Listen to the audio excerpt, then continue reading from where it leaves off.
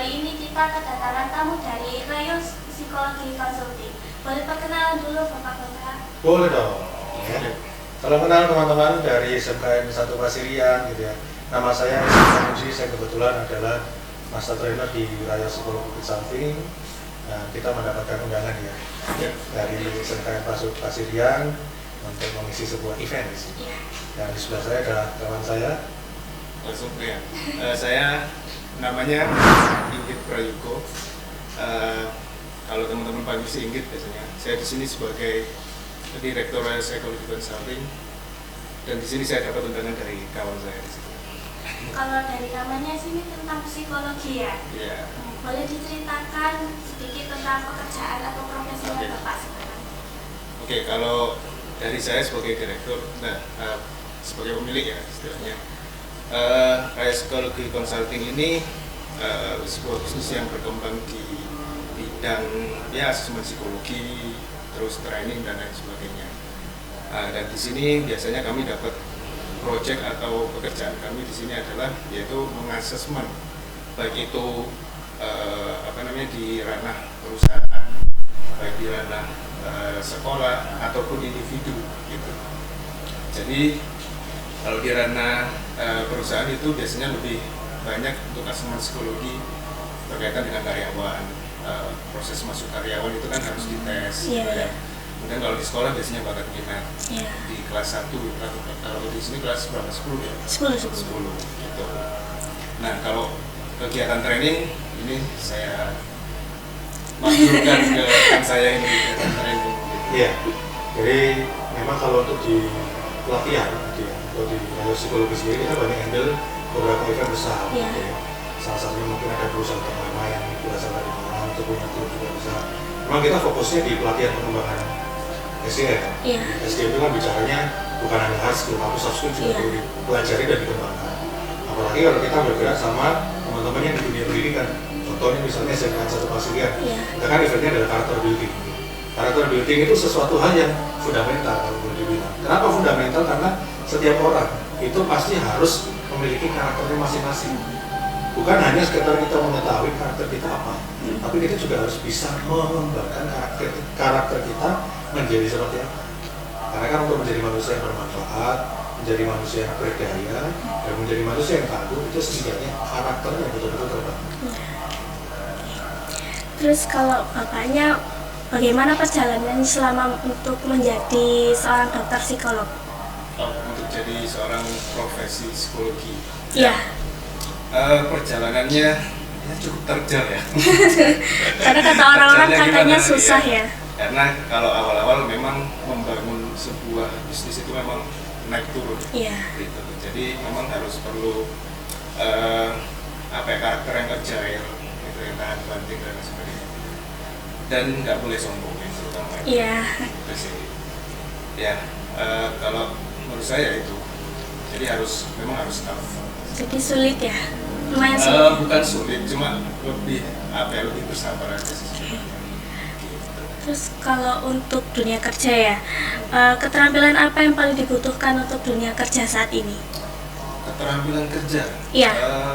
Banyak sekali sebenarnya kalau keterampilan. Jadi sekarang itu kan lebih menjurus ke spesialis ya. Iya.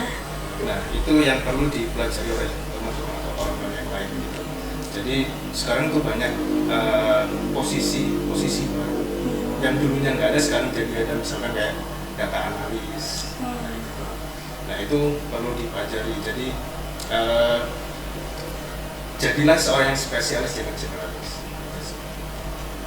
Kalau menurut saya, mungkin ada tambahan dari kawan saya.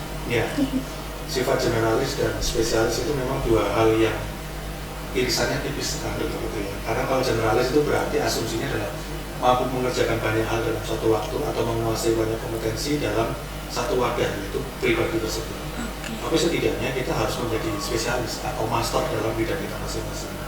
Contoh misalnya kita belajar tentang ekonomi, maka apakah kita boleh belajar tentang bisnis? Boleh. Apakah kita boleh belajar tentang psikologi? Harus. Karena ekonomi berhubungan dengan psikologi, berhubungan dengan bisnis, berhubungan dengan banyak hal. Tapi yang kita masterin harus satu. Apa kekuatan kita utama ke situ? Itu yang nanti akan bisa membuat kita semakin dilirik perusahaan bahwa oh ternyata si A si B ini kompetensinya itu jagonya di bidang A, jagonya di bidang B, sehingga dia akan memiliki struktur atau bonding kekuatan dalam keterampilan itu jauh lebih powerful, apalagi kalau dia bisa masuk dan diterima di perusahaan yang go public. Buat masuk ke psikolog itu soft skill sama hard skillsnya itu butuh gimana? Apa saja? Masuk ke psikolog? Iya. Oke. Masuk ke psikolog yang pasti kita harus punya rasa itu gini, empati. Psikolog itu berarti berhubungan dengan jiwa seseorang. Iya. Jiwa berarti kita perlu menyelami lebih dalam. Iya. Karena kalau kita lihat, kita misalnya kita bicara, kita belum pernah saling kenal. Iya. Tapi gimana caranya saya bisa membaca karakter Mbak? Iya. Gitu kan? Hanya dengan sepersekian detik kita bisa membaca dengan karakter melalui gerak-gerik, melalui nada bicara, melalui kompetensi itu sudah bisa kita ukur sebenarnya. Nah itu kita mulai dari mana? Empati kita. Mampu nggak kita berhadapan dengan orang tersebut? Karena psikologi itu tidak hanya bicara tentang personal tersebut, tapi bicaranya jauh lebih dalam daripada itu. Selain itu, karena kita berhubungan dengan manusia, kita perlu memiliki rasa awareness terhadap kepedulian terhadap orang tersebut. Jadi kita bisa menempatkan diri kita kalau berada di posisi dia bagaimana. Iya. Oke. Terus kalau masuk psikolog itu emang apa harus kuliah dulu atau gimana? Silahkan. Harus ya. Ya harus kuliah dulu memang. Jadi kalau di psikologi itu kan ada banyak ini ya, banyak mikro kalau saya bilang. Jadi sekolahnya itu harus sarjana psikologi, kemudian magisternya pun harus yang profesi. Gitu. Tapi untuk kurikulum sekarang itu ada perbedaan. Jadi di sarjana psikologi itu untuk lanjutnya bisa ambil profesi tanpa harus magister. Gitu. Jadi ambil profesinya saja. Jadi nanti lulusannya nanti apa ya, psikolog umum ya, bukan menjurus yang kalau di zaman sekarang kayak zaman saya dulu itu kan ada langsung penjurusan, jadi magister psikologi profesi klinis gitu, psikolog klinis jadinya, ada yang psikolog industri, ada yang psikolog perkembangan kayak gitu-gitu. Kalau tips-tipsnya biar bisa masuk ke psikolog supaya nanti yang nonton-nonton mungkin punya cita-cita jadi psikolog gitu. Iya. Oke. Kalau di psikologi ya banyaklah berbicara dengan orang, banyaklah berinteraksi dengan orang, karena di mana itu ada orang pasti ada psikologi di situ. Gitu sih. Jadi lebih aware aja kepada banyak orang. Jangan apa ya, jangan dikit-dikit menjudge orang itu yang belum kita tahu orang itu seperti apa. Jadi perlu kita ajak interaksi dulu dengan orang tersebut. Gitu. Kalau anak-anak zaman sekarang kan kebanyakan introvert tuh. Nah itu gimana cara ngatasin biar enggak introvert? Biar enggak introvert? Iya. Tips-tipsnya biar enggak introvert ya apa ya? Banyaklah berinteraksi dengan orang sih sebenarnya. Kalau introvert itu sebenarnya kan apa ya? Pribadi kita sebenarnya bisa kita simpan. Gitu. Kalau dalam psikologi istilahnya persona gitu. Jadi persona itu bisa kita akali sebenarnya. Kita mau menampilkan seperti apa, kita mau menampilkan jahat misalkan, ya, bisa jahat gitu. Mau kita tampilkan yang kalem ya, kalau bilang tadi kita bermisi gitu kan, ada 4 kepribadian itu bisa berapa. Sebenarnya itu aja sih tipsnya, lebih banyak berinteraksi dengan orang lain. Kalau cara ngatasi hambatan psikologi seperti rasa malu, takut gagal, atau sulit percaya diri agar bisa mengembangkan soft skill. Seseorang malu itu kan pasti ada sebabnya. Iya. Grogi itu pasti ada sebabnya. Iya. Kuncinya cuma satu sebetulnya. Practice is mother of all skill. Jadi berlatih. Iya. Berarti kalau kita malu, maka kita berlatih untuk tidak malu. Satu hal paling simpel, misalnya kita malu untuk bicara di depan umum gitu. Iya. Maka belajarlah dari yang kecil dulu. Contoh, bicara dengan diri sendiri di depan cermin. Iya. Atau misalnya kita besok ada tugas mau presentasi, karena saking gugupnya kita bingung. Akhirnya mau nggak mau kita harus kejar paket materi yang kita pelajari dalam waktu semalam untuk dihafalkan. Kenyataannya besok pasti tidak. Iya. Karena apa? Tidak dilatih berkali-kali. Setidaknya hal-hal kecil dilatih. Jadi misalnya kita harus mempresentasikan, oh ini adalah main yang paling bagus teman-teman. Seperti contoh kita punya profesi sebagai YouTuber Iya. atau vlogger, kita biasanya unboxing produk-produk, Iya. harus melatih kita ngomong ini produknya jenis apa, kita paham apa yang mau kita sampaikan. Jadi pada saat kita melakukan unboxing produk itu, kita bisa menguasai dan luas ngomongnya. Iya. Apalagi berhubungan dengan rasa grogi, rasa takut, itu kecemasan yang memang bukan harus dihilangkan, tapi harus dikontrol. Karena sebuah ketakutan itu memang satu aspek bagian dari diri kita. Nggak mungkin kita nggak akan takut sama apapun, tidak mungkin, tidak bisa dihilangkan. Yang perlu adalah ya wajaran, yang perlu adalah kita kontrol. Gimana caranya kita kontrol rasa takut yang tadinya menggebu-gebu gitu. Iya. Salah satu contoh misalnya kalau pada saat pertama kali saya mau melakukan training, pasti akan ada rasa excited. Saking Iya. excited yang biasanya jantung berdebar-debar. Iya. Gitu ya. Caranya gimana? Ada banyak. Contoh misalnya saya bisa loncat-loncat untuk bisa warming up supaya saya bisa merasakan lebih rileks, santai. Atau menggunakan musik gitu ya. Musik Iya. kita dengarkan lagu yang bisa meningkatkan semangat kita sehingga akhirnya pada saat kita mau melakukan materi bisa santai. Atau juga yang lain, karena setiap orang cara belajarnya beda-beda. Ada kadang makan es krim, minum es krim, makan coklat, gitu, macam-macam. Setiap orang kan punya gaya belajar masing-masing.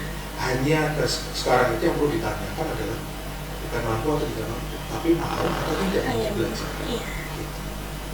Kadang kan kayak apa namanya, malu diketawain gitu. Kadang kan orang-orang sekarang begitu. Ya, karena belum terbiasa. Iya. Sebenarnya nggak masalah itu, tergantung apa ya, persepsinya. Persepsi. Terus kalau Bapak itu menyarankan untuk langsung bekerja atau lanjut kuliah atau bahkan berwirausaha kalau lulus SMK? Nah itu, ini saya nyomot kata-katanya Dr. Tirta ini. Iya. Ada 3 kan, ada apa sih namanya, privilege, kemudian keuangan, sama link. Kalau privilege apa sih kemarin katanya, lupa saya. Kalau privilege itu ada, kemudian keuangan, pokoknya minusnya 2 itu silahkan bekerja. Kalau minusnya 2 itu silahkan bekerja gitu. Kalau punya semuanya itu silahkan buka bisnis gitu. Kalau nggak ada semuanya ya silahkan cari, pokoknya dapat duit gitu aja sih. Cari kerja apapun pokoknya dapat duit gitu. Kalau lulusan SMK, kalau punya link bagus, kalau kemudian privilege-nya ada, ya monggo silahkan berwirausaha boleh gitu. Tapi kalau kamu punya cuma keuangan yang bagus, itu silakan bekerja pada orang gitu. Kalau untuk lulusan SMK itu peluangnya gimana buat masuk psikolog? Lulusan SMK ada? Ada. Bisa. Teman-teman saya banyak yang dari SMK. Bisa. Karena SMK enggak terpatok kayak ini ya, kayak kedokteran gitu. Kalau Iya. kedokteran kan harus IPA semuanya. Iya. Itu enggak, kalau di psikologi kita umum sih. Dari SMK bisa, dari IPA IPS pun bisa. Ya, pesan dan motivasi buat anak-anak SMK biar sukses di dunia kerja. Oke. SMK punya moto SMK? Bisa.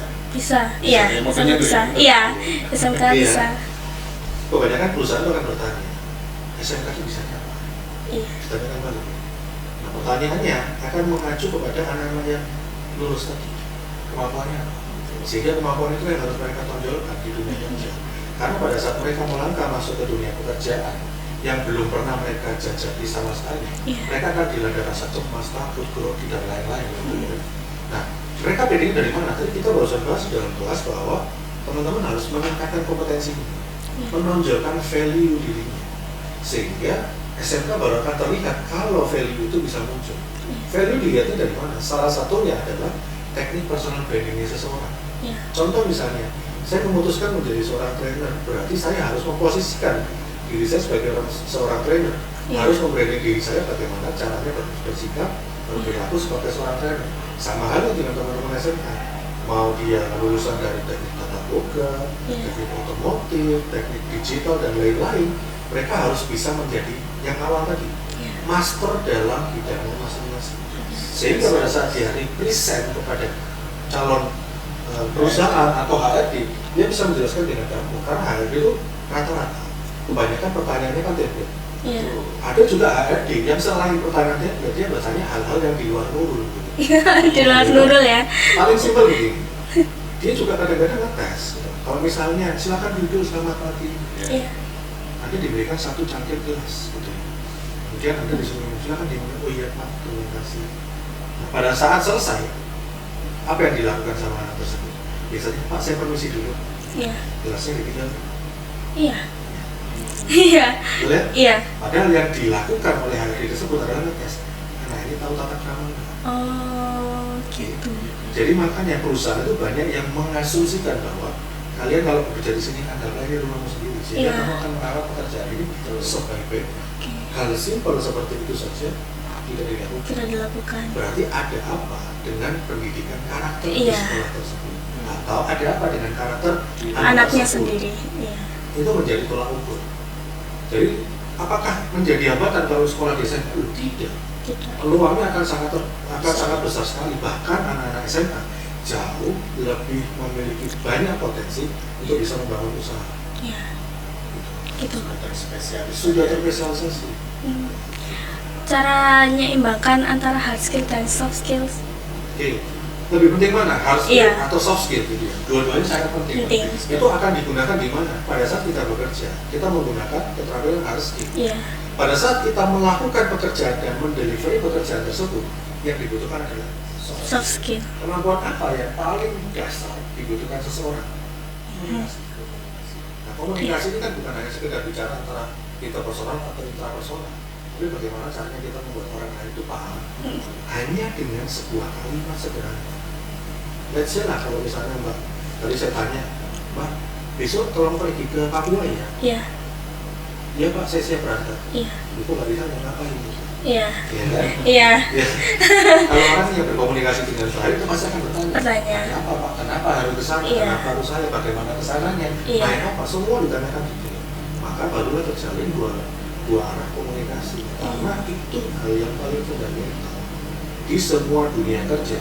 Walaupun kita bekerja di balik layar, di balik meja, tetap perlu komunikasi. Komunikasi. Oh saya anak digital Pak, anak IT Pak, nggak perlu ketemu dengan orang. Sahabat bilang. Sahabat bilang. Iya. Pertanyaan saya simpel, perlu beli makan nggak? Perlu Ngomong nggak? Ngomong. ngomong.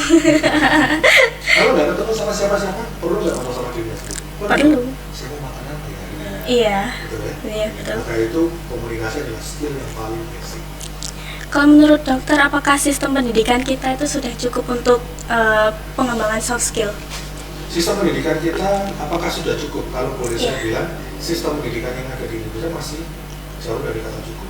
Kenapa? Karena masih banyak pendidikan karakter yang belum bisa diterapkan secara maksimal di dunia pendidikan. Ya. Oleh karena itu, Raya Psikologi itu hadir untuk memberikan fase-fase assessment. Dan diperkuat lagi kami dengan Pak ini juga membuat satu perusahaan yang namanya Venture Resources Indonesia. Iya. Kalau kita singkat namanya Arikon. Disitulah kita membangun sebuah sistem manajemen SDM dan manajemen bisnis, di mana kita mengajarkan bagaimana caranya seseorang itu bisa memiliki soft skill yang mumpuni. Iya. Bagaimana cara seseorang bisa memiliki perubahan mindset atau bisa kita bilang mindset transformation. Karena setiap orang itu harus bekerja sesuai dengan passion-nya. Iya. Gitu ya. Iya. Jadi kalau misalnya mohon maaf, ada juga beberapa teman-teman SMK yang masuk ke jurusan A, jurusan B, Ikut temannya. ikut temannya. Iya.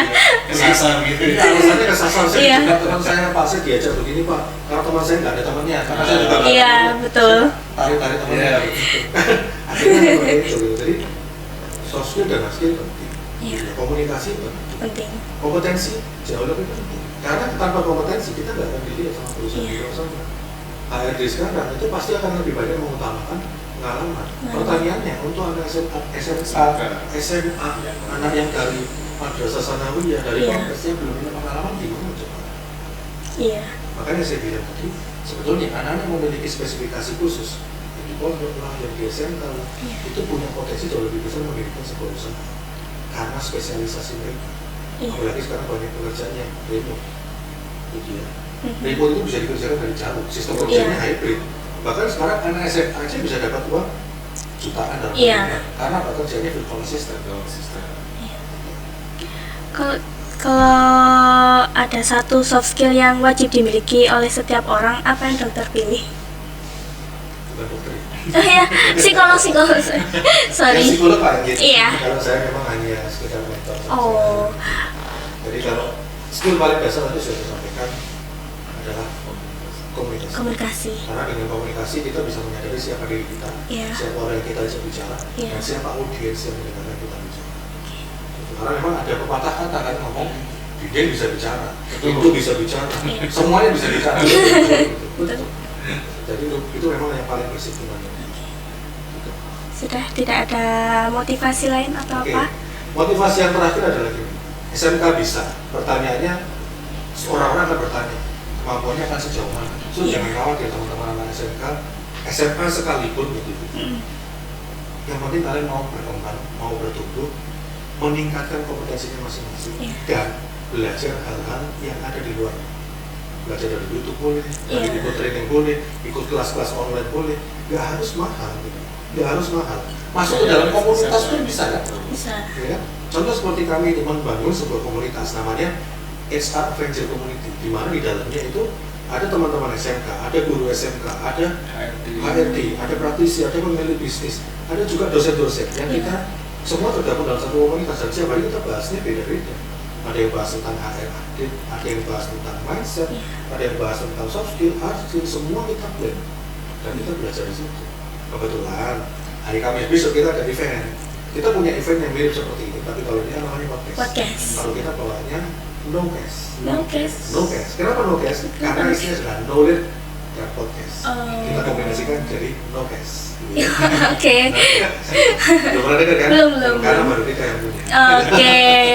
Jadi kalau memang teman-teman mau hadir, nanti silakan, kita akan kasih share-nya ke SMK Satu Pasirian. Insya Allah dari Kamis tanggal 23 jam 7 malam kita akan masuk ke dalam webinar. Ya udah. Apa lagi ya pertanyaannya ya?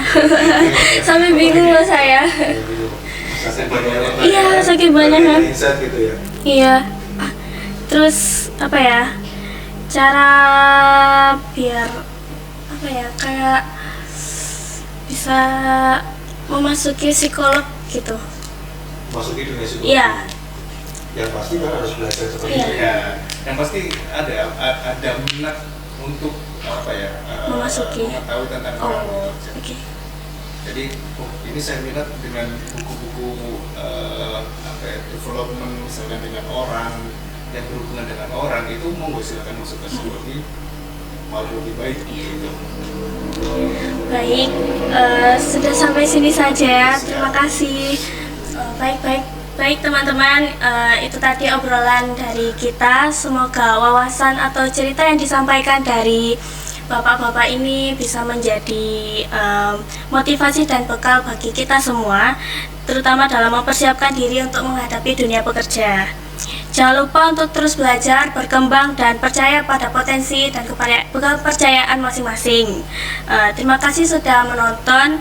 Sampai jumpa di episode selanjutnya. Kami dari podcast SMKN Pasirian pamit undur diri. Terima kasih. Terima kasih.